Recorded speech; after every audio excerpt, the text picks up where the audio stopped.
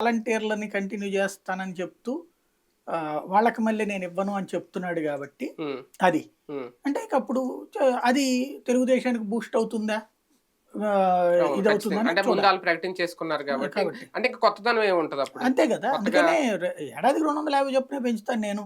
హ్మ్. వాళ్ళకి మళ్ళీ పిచ్చగా ప్రకటించను. హ్మ్. అంటే హ్మ్. 2009లో చంద్రబాబు నాయుడు ఇస్తానన్నటువంటిది. హ్మ్. ఏది దాని పేరేంటి? నగదు బదిలీ లాంటివి ఆ! గూడా హామీ ఇచ్చారు. అదే. కానీ హ్మ్. ఏయలేదు ఓట్లు. హ్మ్.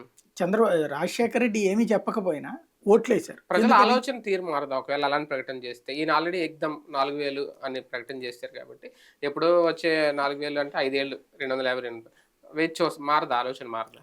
అదే చూడాలి. అది పబ్లిక్ ఎట్లా ఆలోచిస్తారని. ఇప్పుడు నగదు హ్మ్. బదిలీ చేసేస్తాం మేము రాగానే అని చెప్పినప్పుడు నమ్మలేదప్పుడు. హ్మ్. 2009లో. అవును. హ్మ్. డైరెక్ట్‌గా అందరికి కూడా తీసిచ్చారు ఏటీఎం కార్డులు కూడా. హ్మ్. హ్మ్. కానీ నమ్మలేదు. అవును. అది ఆ పాలన మీద ఉండే నమ్మకం మీద ఆధారపడి ఉంటది. హ్మ్. 2004 నుంచి 2009 దాకా పాలనని జనం నమ్మారు. హ్మ్. కాబట్టి అది ప్లస్ అయింది. హ్మ్. అప్పుడు ప్రభుత్వ వ్యతిరేక ఓటు చీల్చడానికి